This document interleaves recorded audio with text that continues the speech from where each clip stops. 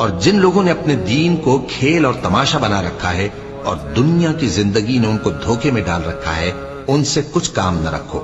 ہاں، اس قرآن کے ذریعے سے نصیحت کرتے رہو تاکہ قیامت کے دن کوئی اپنے اعمال کی سزا میں ہلاکت میں نہ ڈالا جائے۔ اس روز اللہ کے سوا نہ تو کوئی اس کا دوست ہوگا اور نہ سفارش کرنے والا۔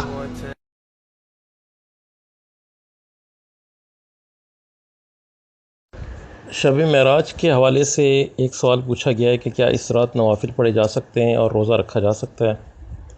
تو عرض یہ ہے کہ قرآن و حدیث میں اور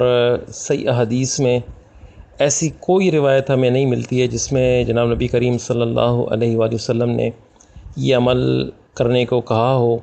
یا صحابہ کرام نے یہ عمل کیا ہو، یا تابعین نے یہ عمل کیا ہو، یا تبع تابعین نے یہ عمل کیا ہو، یا محدثین نے یہ عمل کیا ہو، یا 4 اماموں نے یا ان کے بعد اماموں نے یہ عمل کیا ہو۔ کسی سے یہ عمل ثابت نہیں ہے، اور ہم سب یہ جانتے ہیں کہ صحابہ کرام ہم سے کئی گنا زیادہ جناب نبی کریم صلی اللہ علیہ وآلہ وسلم سے محبت کرنے والے تھے اور ان کی اطاعت کرنے والے تھے، سنت سے محبت کرنے والے تھے، اور ہمارا تو کوئی میچ ان سے بنتا ہی نہیں ہے۔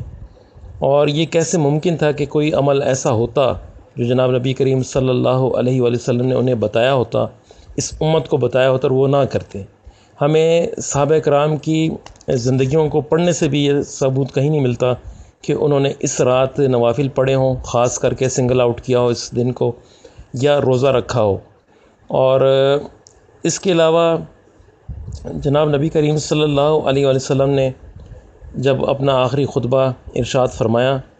اور اس وقت سارا دین مکمل ہو چکا تھا، اس میں کوئی گنجائش ہی نہیں تھی کسی اور چیز کے اضافے کرنے کی یا کمی کرنے کی۔ اور جب سورہ مائدہ کی آیت نمبر 3 اتری، الیوم اکملت لکم دینکم واتممت علیکم نعمتی ورضیت لکم الاسلام دینا، آج ہم نے آپ کا دین مکمل کر دیا۔ تو جب چیز مکمل ہو گئی، اب اس میں مکمل اس چیز کو کہتے ہیں جس میں نہ کوئی چیز نکالی جا سکے نہ کوئی ڈالی جا سکے۔ تو جب دین مکمل کر دیا گیا، جناب نبی کریم صلی اللہ علیہ وآلہ وسلم نے سارے اعمال بیان کر دیے، بتا دیے، اور میں نے ایک مرتبہ نہیں کئی مرتبہ یہ بتایا کہ سیدہ عائشہ صدیقہ رضی اللہ عنہا فرماتی ہیں کہ جناب نبی کریم صلی اللہ علیہ وآلہ وسلم نے ہر وہ بات، ہر وہ خیر کی بات جو اس امت کو فائدہ دے سکتی تھی دنیا اور آخرت میں، وہ بیان کر دی ہے، اور ہر وہ بات جو ان کو نقصان دے سکتی تھی دنیا اور آخرت میں، وہ بھی بیان کر دی ہے۔ کوئی بات چھپائی نہیں ہے، ساری باتیں بیان کر دی ہیں۔ جو یہ گمان کرتا ہے کہ کوئی بات نعوذ باللہ چھپائی ہے یا نہیں بتائی، وہ ایمان سے گیا۔ تو ہمارا تو ایمان یہ ہے کہ آپ علیہ الصلوۃ والسلام نے ساری باتیں خیر کی بھی اور شر کی ہمیں بتا دی ہیں کہ ہم شر سے بچ جائیں اور خیر کو اپنا لیں۔ تو اس سلسلے میں عرض یہ ہے کہ شب معراج کے حوالے سے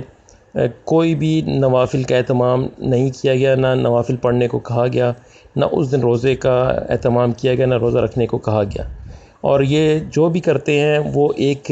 بدعت کی شکل ہی ہے، ظاہر ہے وہ ایک انوینشن ہے، اپنی طرف سے وہ ایک عمل اس سوسائٹی میں رواج دینا چاہتے ہیں اور ریچول اس کو بنانا چاہتے ہیں، تو بناتے رہیں، وہ خود اللہ تعالیٰ کو جواب دہ ہوں گے۔ لیکن قرآن و حدیث کے مطالعے کے بعد ہمیں کہیں نہیں ملتا کہ اس رات نوافل بھی پڑھے جاتے تھے اور روزے بھی رکھے جاتے تھے، کہیں ایسا نہیں ہے۔ اور صحیح احادیث میں اس رات کا مہینہ بھی طے نہیں ہے، نہ یہ طے ہے کہ کون سے مہینے میں یہ شب معراج ہوئی ہے اور اس طرح یہ واقعہ اس کا ہوا ہے۔ یہ اللہ تعالیٰ کی 2 عظیم ترین نشانیاں ہیں، اور اپنی عظیم ترین قدرت کا مظاہرہ اللہ تعالیٰ نے کیا، اور جناب نبی کریم علیہ السلام کی عظمت اور مقام یہ اللہ تعالیٰ نے اس واقعے کے ذریعے بیان فرمایا ہے، بتایا ہے ہمیں۔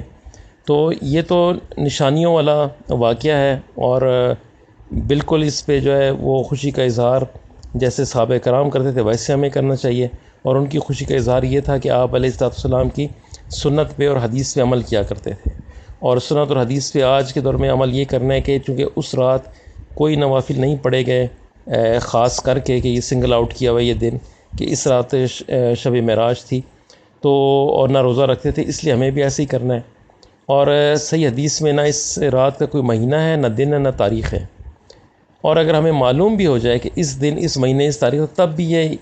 علماء کے نزدیک اور مفسرین اور محدثین